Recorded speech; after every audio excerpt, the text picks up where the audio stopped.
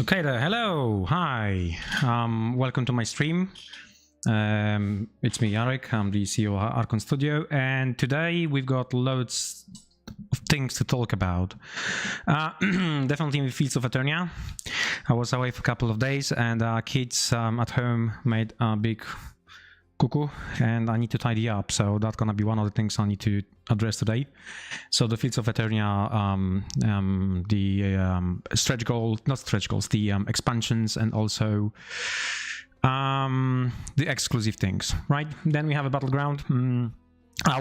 I've got some sneaky peek for you of Wave 3, but also there's a little bit of important talks about, in general, the game design and the reasons where we did things the way we do.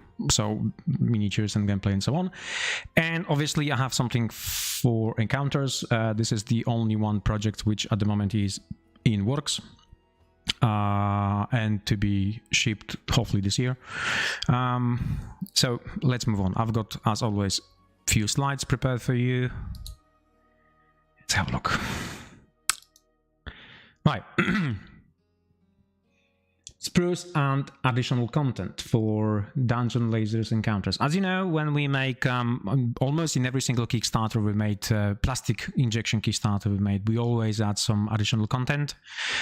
And I always keep saying the same, is always depend on the sprue size we have to make, or if there's some leftover of on the sprue. And here is also the case. So I'm quite happy to announce that this is what we told you you're gonna get with this pledge, or with one of the sprues for this pledge.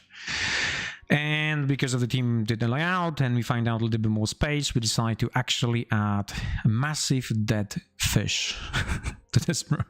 I've got this sprue here, actually we made it, so in terms of encounters we're quite ahead in terms of sprues manufacturing, so I'm hoping that towards the end of the year we're going to have all the tooling and we're going to be able to start shipping product. I know the Game Fund says that the pledge manager will finish in January and then shipping probably March or April next year. But as I said, we're always trying to speed up, and at least for the projects we have in-house, at least for the plastic injection project in-house, that's what we want to do. So that's the sprue. That's the fish. It's absolutely massive. It's a dead fish. I'm 100% sure you will find some ways of using it. I love it. It's awesome stuff. Now, in the last couple of weeks, we've made many tools. I'm not quite sure whether I've been showing you the 3s and anything else. Everything will be on the update very soon. I can also say they're fully interchangeable, or this one, somebody glue it actually, but you can change the branches and, you know, do what you want with them. Not even assembled without it. So the encounters is really ahead, and we will keep updating you. I've got more sprues to show you actually. Hold on a second, something you haven't seen it yet. So voila, that's the one of the, how they call them, pedestals or something like that. So that's the that's that. We have the grass as well. You have seen that one anyway. So this pledge is already done, except, well, the boat is done as well, but we didn't have a time to actually inject it on the injection machine, but we should be able to catch back on injection next week. So I believe we'll have all the pictures and we'll be able to update it or provide you update on the game found. But as far at this stage is everything ahead, so we're actually quite happy about it. I see there's lots of questions about Home 3. I will try to give you some, maybe I won't be able to give you any information about the Home 3 today. One of the reasons is that the guy is going to be doing live unboxing next week, Tuesday, I believe it's Tuesday, but I have a slide for you for that one prepared to show you. So it means that they will be able to answer all the questions. On the live chat, there will be Jakub, he's a role writer, and also he's the project manager for that project, and Michał, who's going to be running the Kickstarter for us. So you will be able to ask the question and get all the answers. I do have some information about the home free in this presentation. I will show you in a second.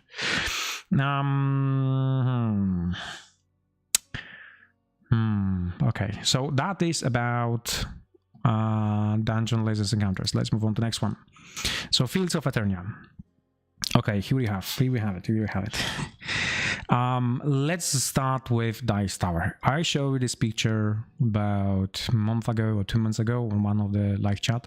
Nothing has changed. So it's still exactly the same structure, is still exactly the same size.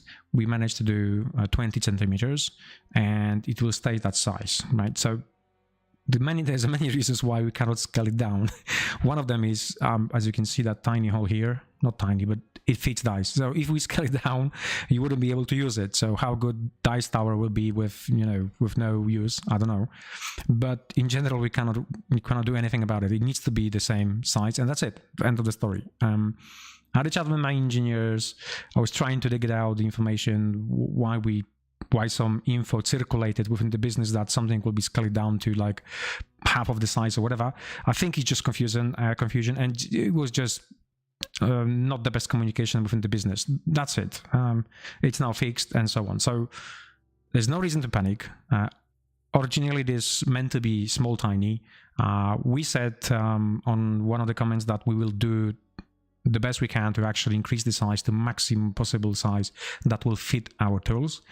And this is still the case. Now, nothing has changed. This is what we're working towards. Now, the question was when I'm going to be able to show you the physical product. So the tooling is scheduled for October and November. And this is the date when we're actually going to have a machine and then physical product. And one of the reasons is that there's no need to do it now because we're shipping in December. So we will use that capacity of the tooling we have for something else instead of doing this, right? Because otherwise I will have like tooled on, but no need for making product because I won't be shipping for another 2 to 3 months. So it's no good. So comes October, November, I will be giving you updates about cutting. So you'll be able to see the process, how the tool is being cut. It's going to be massive, large. And then once we start injecting, I will show you the final product, right? So size is unchanged. Okay, so apologies for this miscommunication on, I believe, on the GameFound page. Right, the next one is, yeah, same size we promised. I mean, we haven't changed nothing. Yeah. So the next one is what we have to discuss really is about the release schedule. So there were, if you go through our Kickstarters, especially the previous one, like Wolfenstein, for instance, or any other one, we always put label, and especially for the plastic one or Dungeon Lasers Rampart, we always put label which says Kickstarter or GameFound exclusive. That's what we do to indicate that a part of the product is always just the Kickstarter, and that's it. We haven't changed that. It is like that for many years. We always put that label there. Now, unfortunately, during the GameFound, when we did one of the page update, and it was saying something that the stretch goals and expansions, and that was basically it was a small mistake in a small place, really mistake, genuine admin mistake, and which wasn't addressed because the back end of the page, when you update the page, you don't see that. You have to move to different section of the page when you actually work on the back end to see that and update it. Anyway, as always, it's our fault. I do understand some people want. I promised myself I won't be addressing one of the issue, but I do understand some of the guys are upset about that, and it's our fault. We have to fix it. We have to find a way of fixing it, and we have to find some common ground, because our intention never was, and haven't seen any Kickstarter that would offer you board game and then expansions as exclusive, and then on top of that something else exclusive, right? I mean, logically it was a genuine mistake, right? Anyway, as always, the fault is on our side. We have to fix it, and we will try to find some common ground. So what's the idea? I will take you through release schedule, and then I'll tell you why we're doing it, right? So GameFound backers release, as per previous updates, we're looking at start shipping towards the end of 2022, right? So that's what it is. We still have to just confirm the last date of picking up the stock and shipping to us. That's only one date, but according to everything perfect plus a couple of weeks back and there, it should be towards the end of the year. So that's what we'll do towards the end of the year. So once you have your game, and only when you have your game, right, we will release the core game. So this is first quarter of 2023. And I put there March. It could be March, maybe even pushed to next quarter, regardless. This is the dates we're gonna do, and only if all the backers receive the pledges, right? Makes sense, right? The next one is that we will do for the second quarter of 2023, which not yet been announced expansion, which won't have any miniatures, but it will be the paper expansion. And here is the thing which we, let's say, we're gonna be compensating our mistakes by providing discount code to GameFound backers for this expansion if you go and buy from our store, right? So you're gonna get discount code. We don't know how much it's gonna be because we need to go through the manufacturing and how much it's gonna cost this expansion. But once we know it, you will provide it. It will be good. I mean, let's face it, we're always trying to fix the way with, okay, let's not make profit, whatever, and fix it. This is the second quarter. The third quarter is the same story, so not yet announced expansion. This one will be the miniatures, and the same story, the GameFound backers will receive from us discount code in order to, get it cheaper, basically. So as again, compensation for the mistake we've made with posting that, whatever, you know what I'm talking about.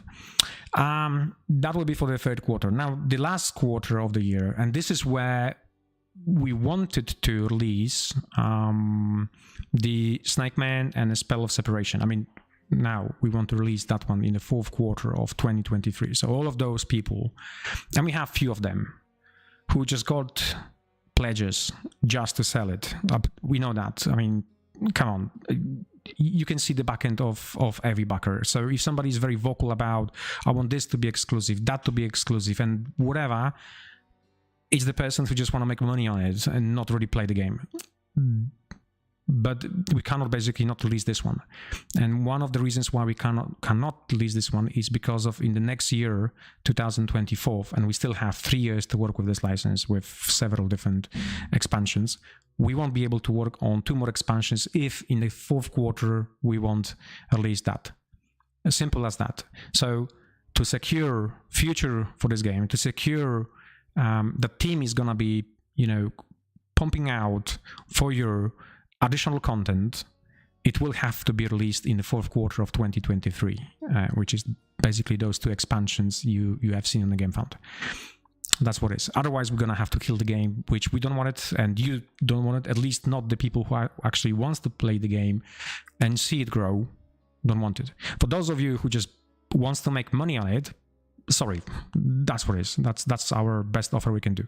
We're not gonna go into field of making happy people who just want to make profit out of this, and on the cost of the game, or on the cost of the actually people who are generally wants to play this game, right? So scalpers or whatever they call them, or speculators, I mean, they're always on a different Kickstarters. We have them.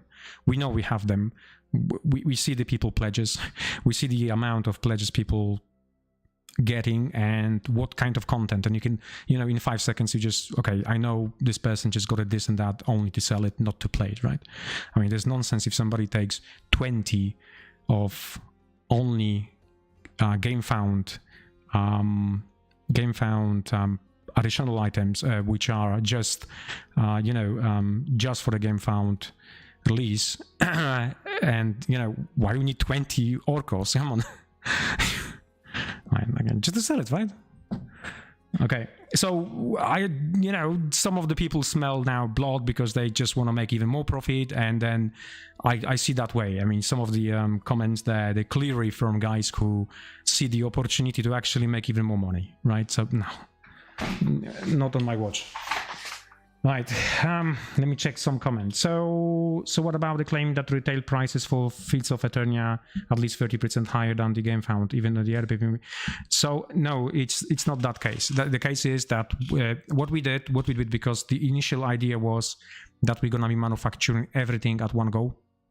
So what we went to the distributors and said to them, listen, we are looking for numbers, and this is the game we had on the GameFound, and could you please let me know how many pieces potentially you would be able to order, because then we can run production, the GameFound production plus the retail production. We changed that, by the way. So, but they went out there and they attacked their own distribution chains asking for the numbers, and for some reason some prices went out and whatever, so that is the confusion. And in terms of being something 30% cheaper, what is extremely important, what people do not value, and we see that on almost every single Kickstarter, is the lack of understanding that if you buy a game, that game also includes stretch goals, right? And that value of the stretch goals, in some cases, if you plan it out and you're going to say, I've got for you 55 stretch goals or 5 or 10 stretch goals, and I know value of those stretch goals will be roughly, I don't know, $70. I mean, if you go now on a page of Fields of Eternia, if you look what you have exclusive, you have a tower exclusive, Dice Tower, you have the Orco exclusive, and you have all those miniatures exclusive as well. If you even try to sell them later, you're probably gonna make more than actually any other pledges we have currently, even the top bracket of pledges. That's the reality of exclusive content, right? So, but that exclusive content also has a value. So if you're now not gonna be a backer of a project, and next year you're gonna go on retail, and even somebody from retail want to get a core game, put 2 expansions, right, and then all the content which is the exclusive content, probably of eBay or something like that, he will definitely going to pay more than 30%, more than 30. So that's how you construct the value of product. So that's what it is. To get this one off retail, to get this one off, the entire pledge equal, you're probably going to have to pay 2 or 3 times more because there is exclusive content you get, right? So that's the whole idea. Okay, I'm just repeating myself. My team is always like, Jarek, you talk too much. Just move on to next topic. But I'm trying to explain to you, and I hope my English is not my first language, so I'm trying to explain the best I can.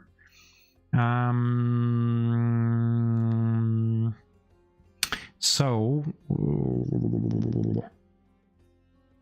where we gonna go? Next questions. I can see questions regarding the encounters.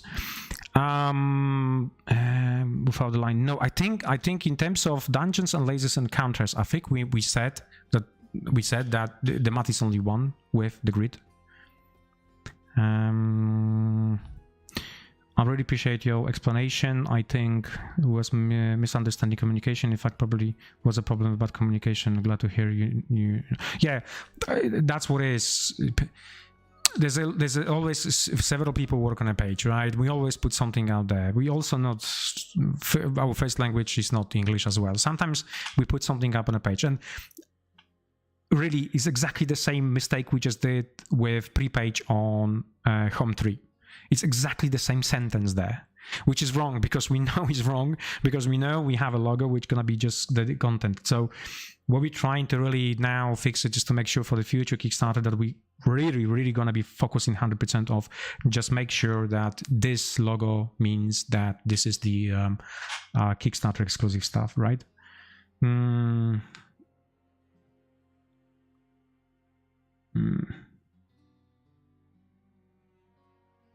Right.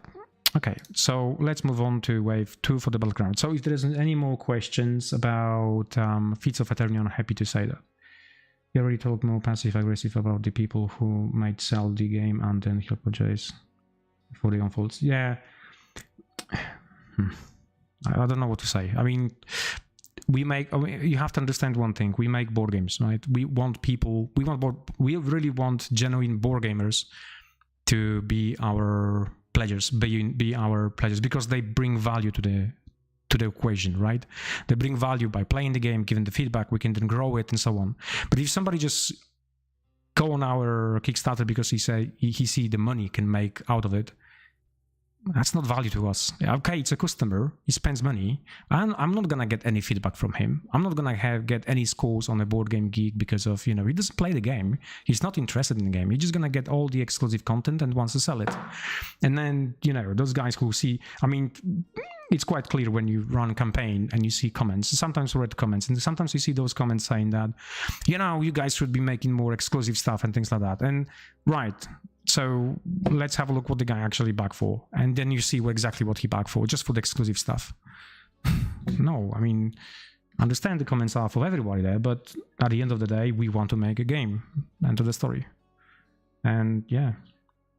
And it's not good to the community anyway, in general. I don't think many, we're trying to limit the number of exclusive stuff anyway, because making more exclusive stuff, it's not good for the community, because many people won't back the game. I mean, it's 9,000 backers or 5,000 backers, but when it goes to retail, it might be much more. And then people are going to be upset why this number of things are being just exclusive content. I'm not going to be buying anything else from this game because there is content I cannot get it. Like allow heavy content, I cannot get it. So we always trying to put a little bit of content, which will be, but not heavy content, right? I think that makes sense, right? I mean, yeah.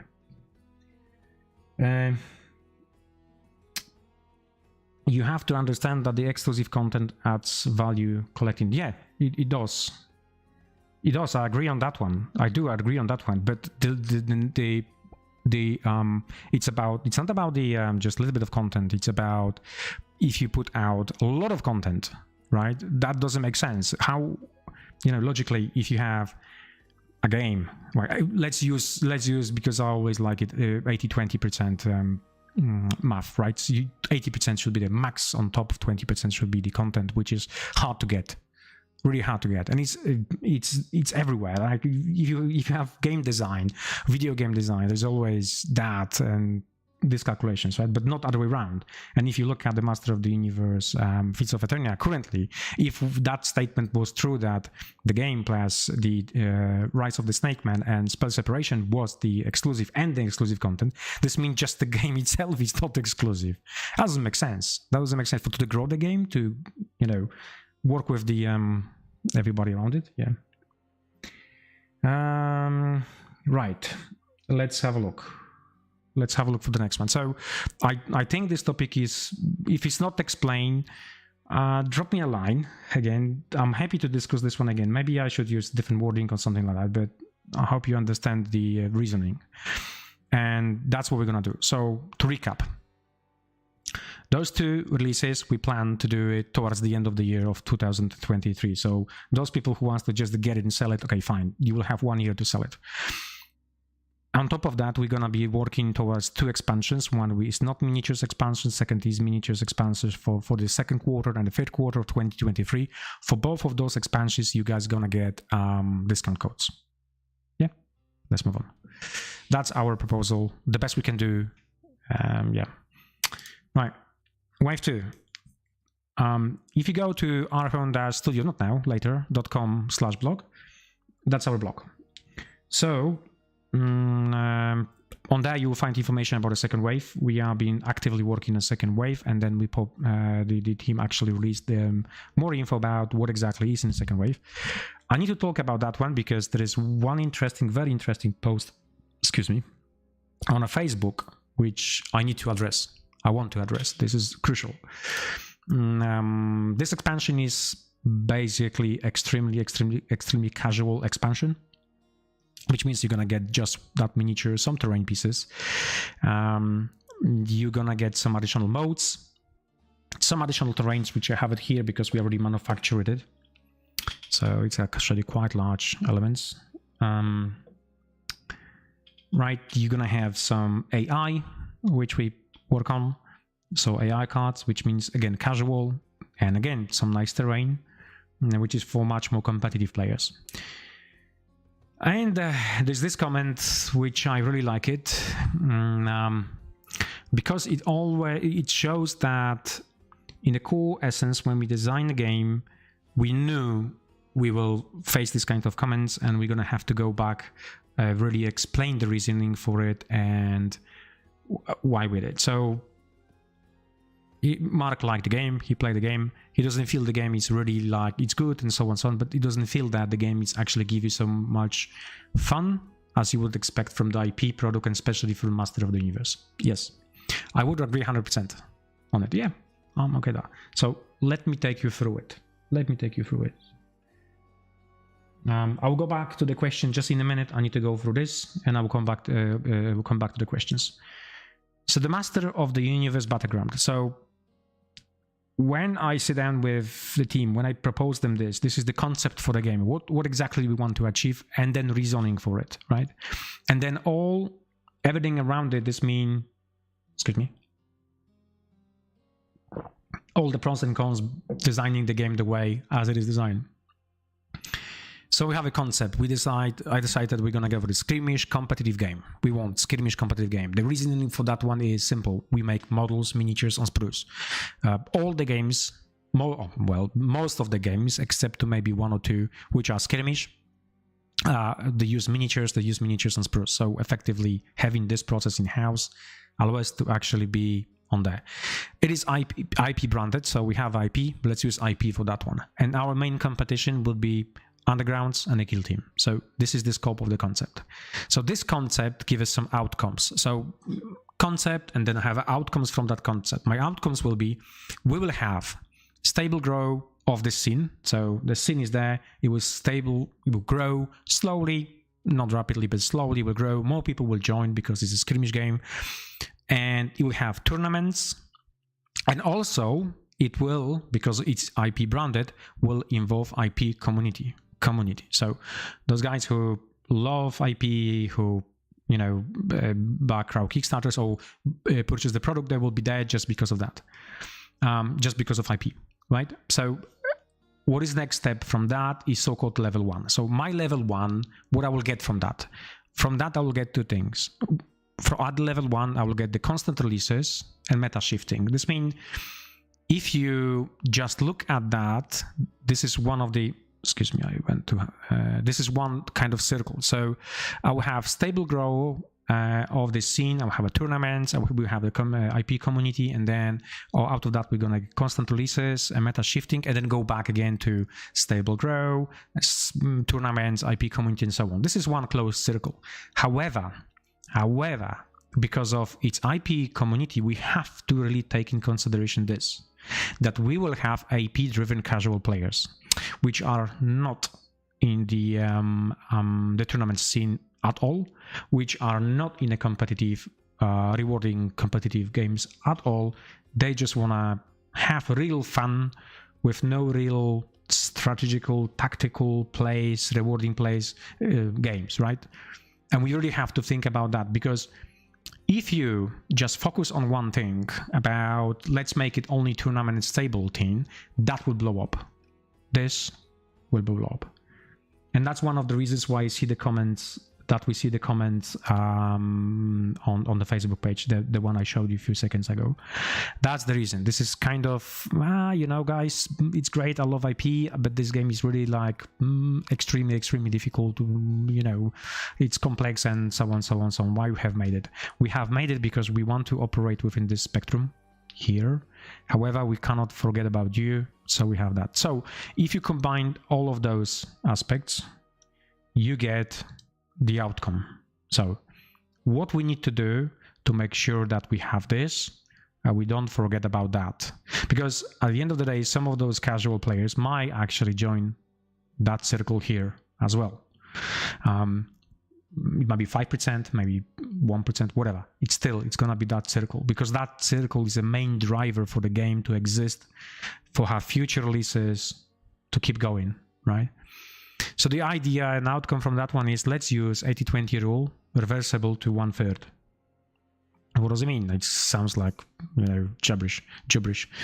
So wave 1, it's 80% of skirmish oriented rules with 20% of casual. So every single wave will have 80% of skirmish, and that 80% of skirmish is the skills, competitive skills, when you can build your miniatures or your squad the way you want with different items and everything else, which really, it's type of Magic the Gathering stuff when you have to build pre-game army in order to everything work in a tandem together, like a nice, large machine. And then that's 20% of casual is something funny we add always, like a pieces of terrain which does something, right? Or so on, all those kind of things. And then a reversible 1/3 means that for every 3 releases, we will have 1 release which is other way around, which is 80% just for the casual players, and 20% just for competitive players. So we did that with wave 2. Wave 2, it's other way around. It's not for the casuals, right? It's for everybody who wants to join the game, wants to just enjoy it. Don't be focused on winning the game, because it's not the whole concept. It's not the idea. Just sit there, play the game, and focus on playing the game. Not focus on actually trying to win the game. So that's all the idea about that release. And if you go on the blog, you can read more about it. But we have introduced like NPC you have to fight with, and then you can co-op if you want. So 2 factions can co-op against that huge dino, or you can be tricky about it and use it to win the game against the enemy, and so on. We have introduced AI. This means you can sit down and actually play against the AI. That monster, you can fight it. So, and then we also think about it, or maybe we should just give people who doesn't want to really spend time on, what I can choose, what I can turn to choose, so the building your army pre-game, just use anything. And this is not the tournament competitive model. This is just basically open play game. Go there, play the game, enjoy it. So that's what it is. So kind of answering the question you ask. The statement you put up there is, I completely agree with it. 100%. I'm of you on that. But the core concept of the game, the way it was designed, it wasn't for basically. The whole idea wasn't for the casual driven players, because we have the other game which is casual driven. That was very strong skirmish competitive game. However, as I said, we cannot forget about casual players, and that's the reasons why we work on very, very hard on actually releasing other stuff there. Okay, I promise to go through questions.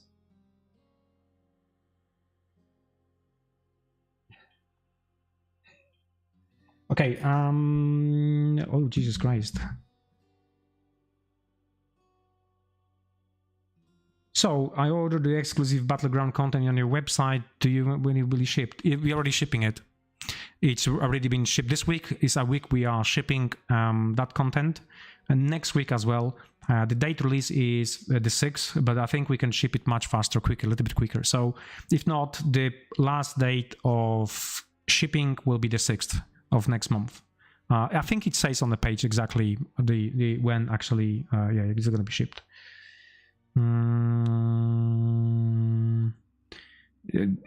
Jorgen, I agree 100% on you on that one. So not everybody is a scalper reseller, but as I mentioned previously, we had people like that one, and they're gonna be there. They have their own agenda, and they will push constantly that agenda because they will smell money basically.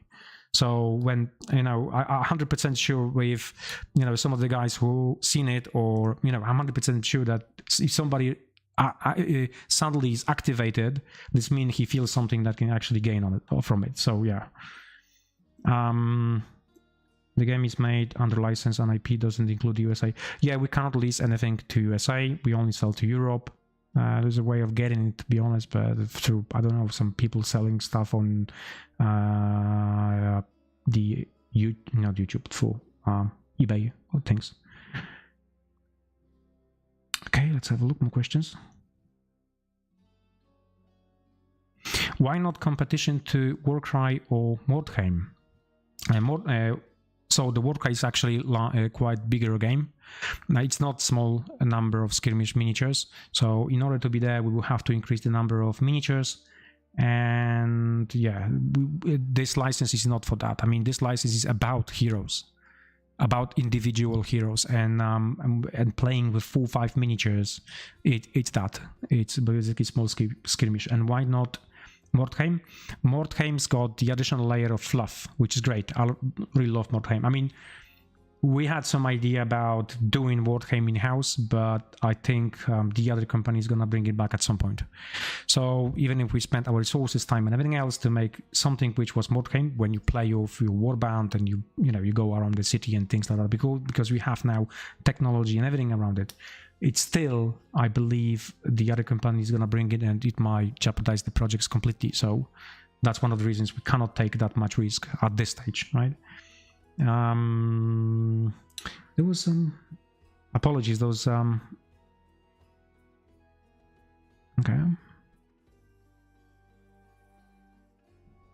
just one question: will you have available or copies on the Battleground game and expansion Spanish wave October? Yes. So we cleared the backlog. We cleared the backlog of core game translations. That was the biggest backlog. That everything was shipped out as well. That's including retailers, and that's including as well individual orders from our stores. And now we back on track with getting all the materials in all languages for following waves. So the wave number 3 will be definitely on the same time with all the languages. Yeah. That's the thing I need to mention is this is our first comeback to doing a lot of retail releases, and in general we kind of said, okay, let's make all those languages and that's it, we're gonna focus on that. It is a little bit more complex than we thought at the beginning. There's lots of processing of materials back and forth, and then we find out the supplier issues and everything else. It is difficult, but what we did now, we went ahead with wave 3 just to make sure we got everything on release, right? And 2 as well. Let me scroll it down.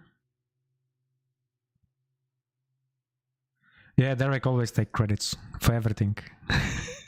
Nah, joking. Derek is a great person. Are vehicles and more bigger monsters planned? Yes. Come on, of course, yes. I mean, I've seen some of the vehicles we, let's say, planned or we had idea for, and they're just awesome, amazing. Okay. Will you have a Moto IP for many more years? At the moment, yes, additional 3 years. We signed the contract this year. I think I was mentioning this one of the live chat. We signed the contract for another 3 years. We wanted to expand for other territories, like the USA. However, no, we get no. Okay. Let's move on to next slide. Oh yeah, and the game is actually trading quite well, so it only shows that, yeah, within the skirmish competitive game, we're doing something right. And yeah, now we have to just expand on that level of the casual playing games. Wave 3 sneak peek. Let me just change camera, let's match my face. That's my face. Okay, I will show you sprue. Second sprue is in the manufacturing already as well. I'm not gonna be showing the second sprue. However, if you add Essen, visit our stand, we will have all the miniatures sprue for wave 3. Wave 3. Wave 2 will be available to buy because it's a release date, but wave 3 will be also shown to you. Yeah, so as I mentioned, we went a little bit ahead with other releases. So let me show the sprue. Is camera going to... I will hold it for a second. We'll try to... We always struggle with this camera. What's going on? Hello. Hope it's not set. Well, okay, 100 points to anyone who will recognize the miniatures and models. And also we have a piece of terrain which is functional. Obviously, all the terrain we release for that game is functional. It's got some rules, additional rules, which makes game even more greater. Right? Right, let's move on. What we have there? We have some questions I would like to answer. Okay, hold on.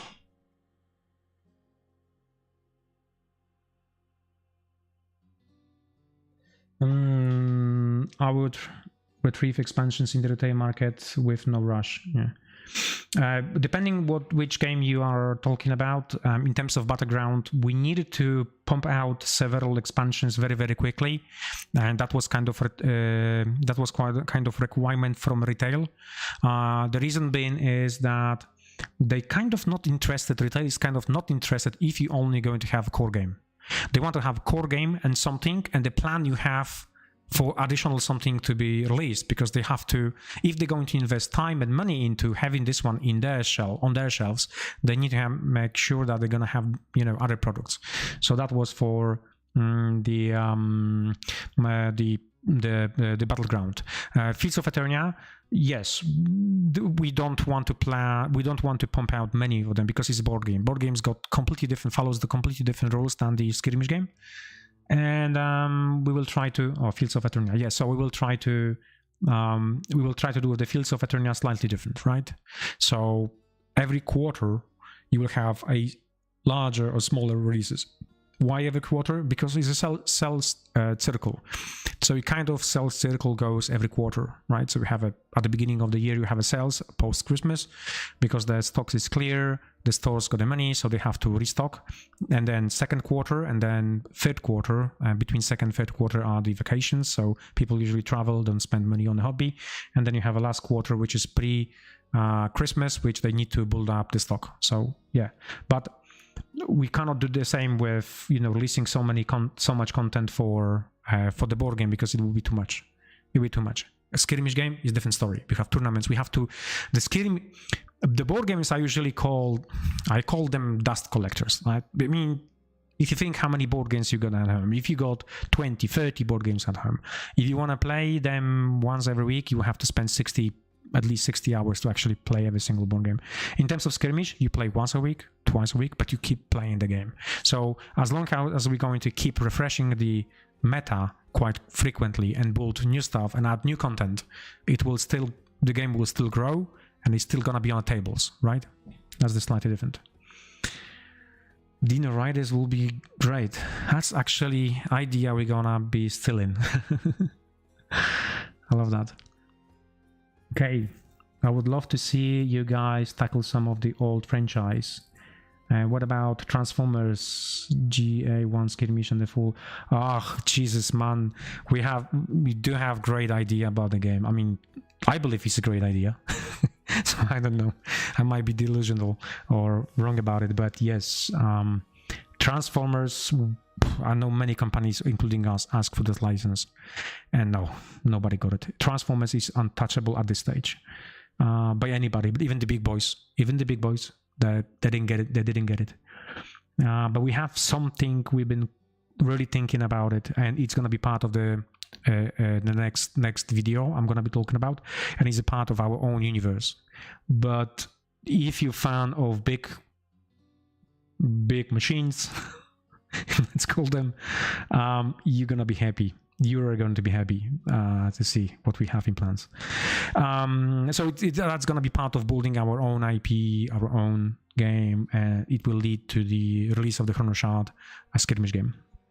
But I'm talking too much about that. But there is a plan in place. Right, let's go back to the questions. So the question was, at the point you were estimating DNL4 deliveries to start in December, the PM scheduled to close January 12th. Are you planning to close and open the PM as you did with Rampart 3? I think this decision we'll be making towards the end of November. What we're gonna do next? We will need the manufacturing numbers. In fact, we need the manufacturing numbers now for some of the products, but we usually use estimations. But towards there, we're gonna be, telling you more. I know we have upset many people that because we've been shipping a little bit earlier than scheduled. You know, for some of you might sound this crazy that how you can be upset because you're shipping earlier. But I do understand the reasoning behind that somebody actually has got planned out funds to actually, you know, close my pledge manager at the end of the year. So I need to, you know, save some money at the end of the year. And suddenly you're telling me like, you know, close your pledge manager 6 months before because you want to ship it. So, you know, I do understand why people were upset on Rampart that we're shipping 6 months before that we should. But yeah, I do understand really. So no jokes. Here we want to do a little bit more secure. We don't want to upset anybody. Based on the experience from Rampart. So if we say it's gonna be January 12th, we will then, you know, put up information about, okay, if your pledge manager is closed earlier, we will start shipping it, but then we will have the time to close your pledge manager before we finish shipping it, right? Usually shipping for those products will take about 2 to 3 months. We do them in-house. There's one of the previous videos which explained the process and why it takes so long to actually ship out everything, because we have to, you know, collect all the bits, assemble all the bits, pack individual pledges, which you know, they all different. It's not the board game which you have like 2 SKU. We just, you know, get the board game in 2 expansions and ship it. Here we have so much content that it requires actually manual packing and checking, list checking and ticking and double checking and so on. Okay, so that's answering your question. Towards later we will give you more info. Next question was, can you explain a bit why are some EU countries, Croatia, Slovenia, Portugal and others, excluded from model license, and why would be the cost for adding them?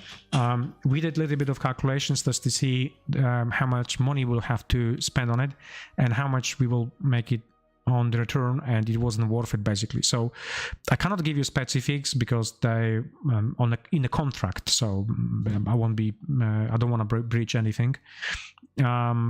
So it wasn't worth it. It wasn't worth for the smaller countries. It wasn't worth it. We did expand for a few countries. We believe the game will grow, and that's including Fields of Eternia and the Battleground, but not for other countries, unfortunately not.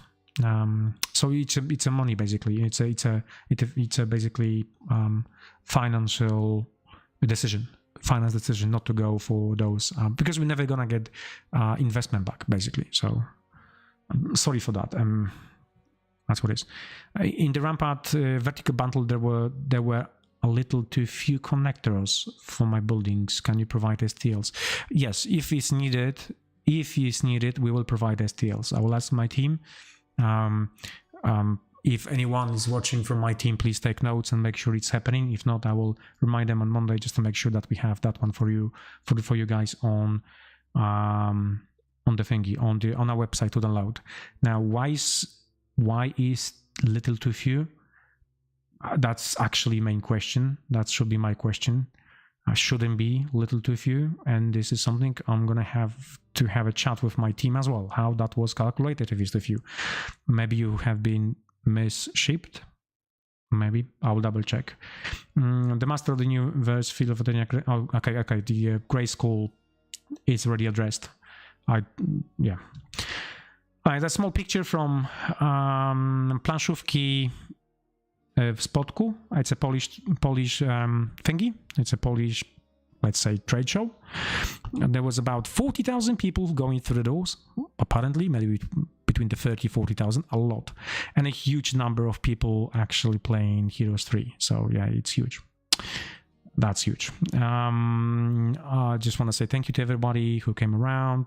We have very good reviews and really long one and in-depth reviews on a Board Game Geek. If you go there, if you look at the Heroes Might and Magic 3, go to forum and have a look what exactly they've got to say to you about the game. And that's really like hardcore board gamers, which extremely high expectation in terms of games. So I really thank you for that, because this is going back to the previous videos I've made about how we pushed our team to go on a trade shows, collect the data, bring it back, analyze the data and improve, and then go for the next trade show, collect the data and improve, and so on. I think we have been on 4 different trade shows. That's excluding any other blind test we did or any other things we did in the background.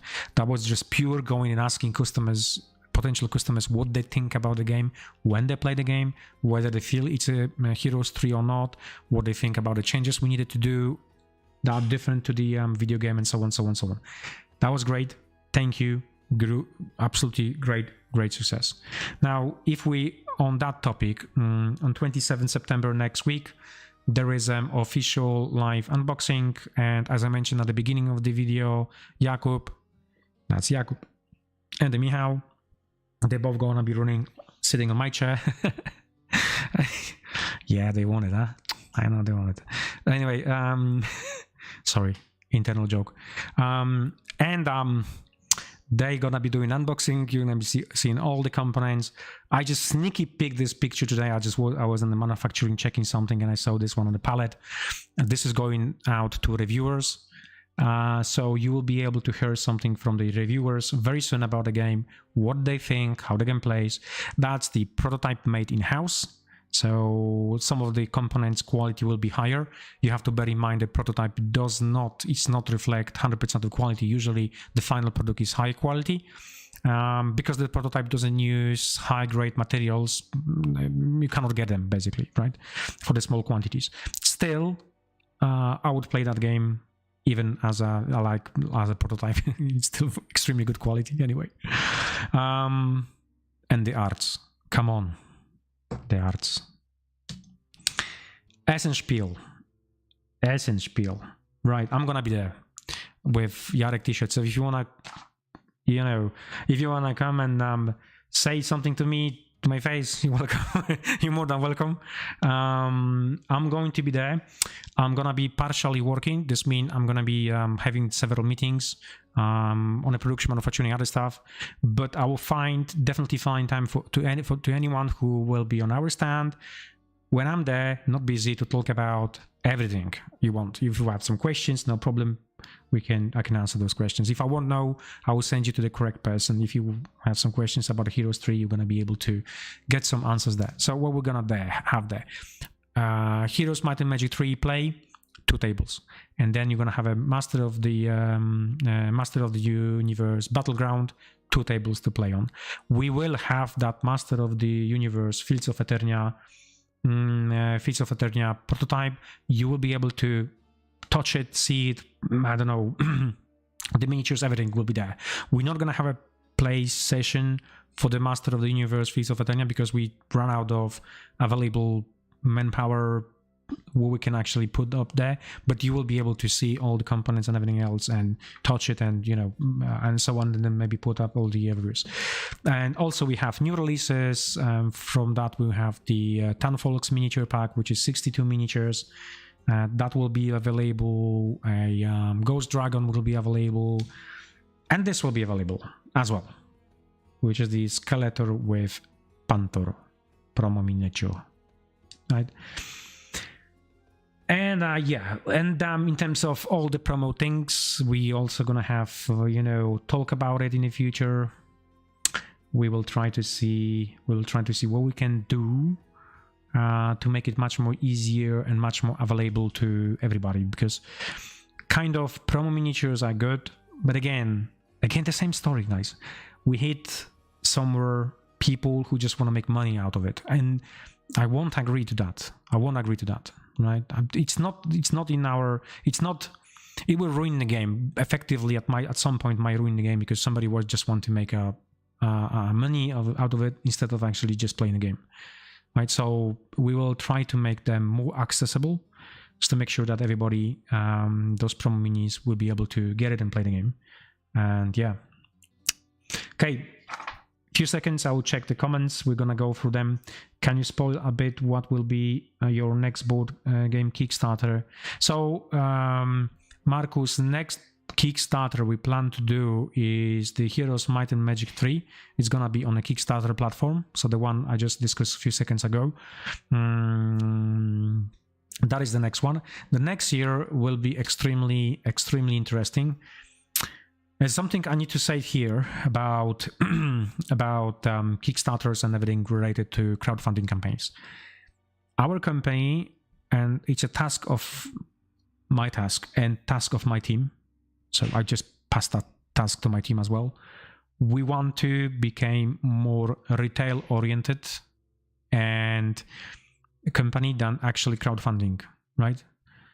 A simple fact is many companies currently, we have a capacity, possibility, we make products in-house, we have all the tools needed to be more retail than the Kickstarter, right?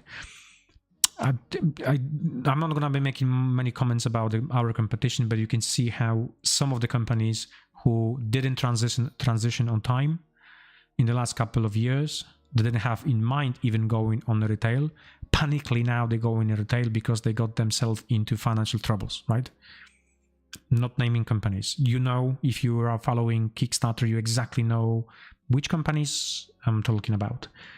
So we slowly finishing the campaigns, finishing Kickstarters, and we will try to adjust to the maybe one crowdfunding campaign a year, maybe two, no more.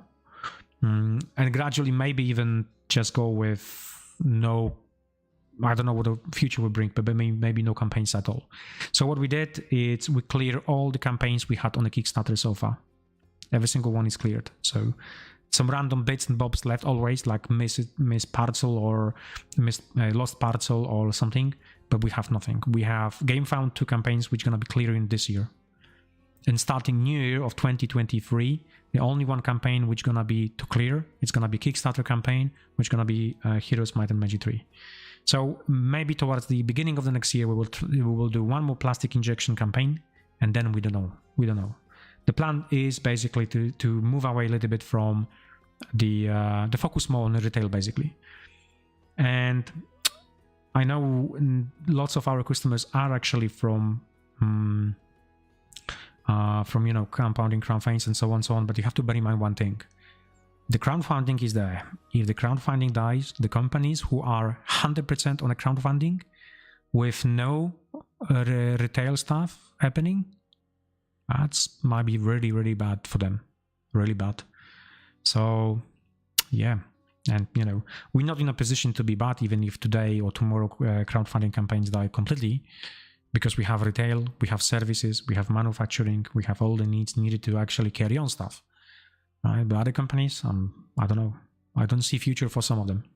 At this stage, no. So that's my personal comment and my personal remark. Don't quote me on that one. I might be wrong. I don't know. I only, make my comments based on what I see on the internet, what I see on the comments, what I see on the movements of other businesses. We have to follow others, see what they do, how they do. But it's going to be extremely interesting 2023, especially with inflation, with what's happening on the globe, and so on. For those companies who are 100% on the Kickstarter, I don't think so. Right. Is any more questions here? Maybe available through Badger Games. Badger Games, I believe, is the United States company. So, no, if the Battleground won't be available there, neither do any human of us. Since you guys seem to love board games, adaptation of video games, and we do have some licenses we want to work on, and some of the on the video games as well. I actually was away on the licensing show, licensing trade show. I've seen some of the big boys with the big licenses. We had some discussions about it. I cannot really talk about what exactly is gonna be, what licenses we're gonna be working on. But yes, that's the kind of plan. To tackle video games, the old video games, not the old video games, the AAA titles, and bring them to the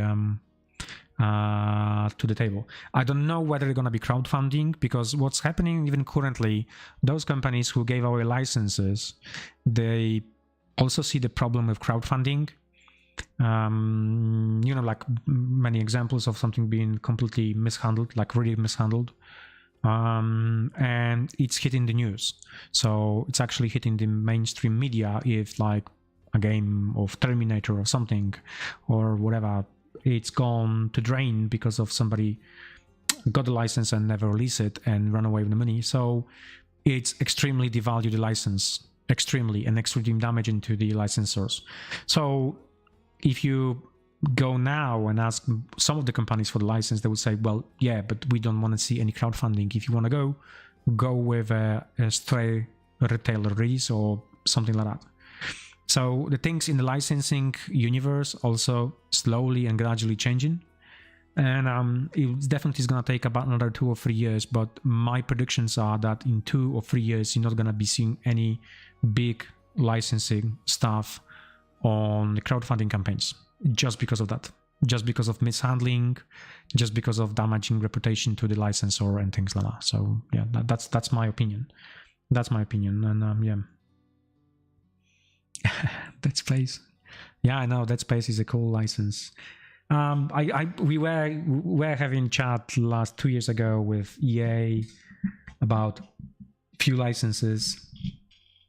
Somebody got it before us, and what's funny, that was 2 years ago. Look, 2 years ago we had a chat with EA about the license. They told me that this license is already taken by somebody else, but they haven't even announced it. So they've been working in the background for 2 years for something EA related. I'm not gonna be saying what exactly. It's cannot. That would be very, very bad if I do that. But yeah. Okay, there's a question about discount code for backers for Fields of this. That's gonna be discount code for our store. So if you want to use it for something, whatever, not related to Fields of Eternia, you will be able. We will give you the discount for X amount of dollars. We don't mind. We really don't mind. If you're not gonna be interested anymore in the Fields of Eternia, you can get something else from our stores. And as you can see, our stores in terms of retail is growing rapidly. So we will be there with a lot of numbers of products which might be interested to you. But most time retail means not so many minis and stuff. Not always. Marcus, not always. Yeah, it's kind of what you want to achieve is you want to fish for more content, and you really want to get nice, really games. Because what I see currently, some of the extremely good games, including IP, even non-IP, they don't have many miniatures, and they're extremely successful on a crowdfunding. And it's not about the miniatures. I think that miniatures thingy changed a little bit. I mean, I remember everybody was saying that many years ago when a cool minion or not were on a Kickstarter, giving so much stock, unbelievable number of stock that nobody else couldn't because of there was a kind of backdooring they were using. We all know that about the VAT, right? So, but anyway, Kickstarters were about the content, about the number of miniatures, but over the years it's changed slightly into from the give me a bucket of miniatures to give me a good game, because how good are miniatures if I don't have a good game or if the game is trash, right? So it switched, and you can see now kind of the number of Kickstarter customers are the people who wants to have good game in the first place, and then okay, choke some miniatures in. Right, I mean, Heroes of Might and Magic 3 is a prime example. Right? It's a prime example where we needed to use 100 or 300% of our resources on actually good game, and then it's a license, and then okay, add some miniatures, right? So that was the 3 core rules in order: good game, license game, good license game with miniatures, right? So it's I mean, the feedback is great.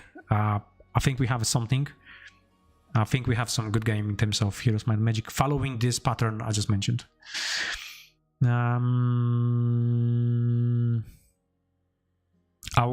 Clamp, I will give you that answer. I'll give you that answer with next video. Good game with I will give you the answer about the card size in the next video. I don't have it here on hand. I will make sure we have that one. So good game with a lot of miniatures is what I want. Yeah, it's like this pyramid. Sometimes it's like a pyramid, right? It's a quality time and so on. But in this situation, yeah, you can make a good game with a lot of miniatures if you spend a lot of time. There's something I didn't mention about design and development of the games and things like that. When you have a licensed product, you are kind of under pressure to get that licensed product released ASAP. Really, in some cases ASAP. Why? Because there's huge amount of financial investment upfront you have to do, and then there is additional investment for corrections you have to make during the process of development, and before you see the profit, it takes long time. And some of the companies that they struggle with, we cannot spend more time on development, we have to take it now on a Kickstarter, otherwise in 3 months time we're going to be out of the business, because we just spent hundreds of thousands of dollars just to develop and pay the license fees and things like that. So it's very difficult in some cases to make a good board game if you don't gonna spend time on it. So in terms of Heroes, Might and Magic, we really had financial backup to say, you know what, we will spend 1.5 years working on this game, and let's spend 1.5 years proper working. Let's use all the possible tools of going back and forth, analyzing data, and let's put up the best game we can do with our team. Yeah. What do you be your license of choice? You could I can't tell you. I cannot tell you. There is a license I want. There's a license I put on a table, a lot of money, a truck of money, and they said no. They said no back then. So the license, there is a license which I'm gonna be. Let's really hope we're gonna be fully closing deals that we are currently moving back and forth all the paperwork. Let's say if we close the deal towards the end of the year, I'm gonna be announcing this one by myself. That's how important the license is that we currently work in the background. However, there's some other licenses we also work on, and my team is actually asking, but there is the license which I want to have before I die. Simple as that. Yeah. I cannot say it. I mean, it's obviously business, stuff, but I won't be able to tell you that. But believe me or not, I'm gonna be over the moon. I'm gonna be drinking live. I've got even special bottle. It sits in my house, right, for 3 years, unopened, and just waiting for that moment to, yes, finally we can announce it. Finally, I can say it, what exactly we're gonna be working on. So stay tuned. Yeah. Okay. It's been 1 hour and 5 minutes. I don't see any more questions coming through anyway, so I want to say thank you. If you have some questions, again, next live chat will be next Tuesday, when a guy is going to be showing you the Heroes, Might and Magic 3, and the following my chat will be in 2 weeks time. No. No. It's secret. So I'm trying to keep that secret. Oh, by the way, there's a nice video coming from Gobertown Hobbies. Nice video about Archon. I don't know when. Tell us when. We've been working on some video. You're gonna be able to see my face again and my broken English. But yes, there's a nice video coming out about the plastic injection, some insights how the plastic injection is manufactured, some of the technology and things like that. Really good video for everybody who play the game and the sprues and buy sprues and assemble sprues. Yeah. Okay, guys. Thank you again for joining me.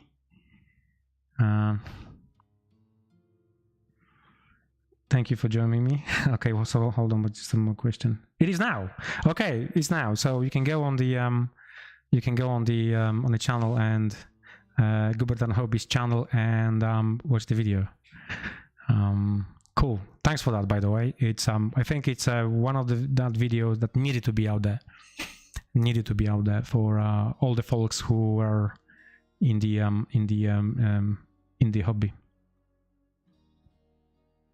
Ah, you got him.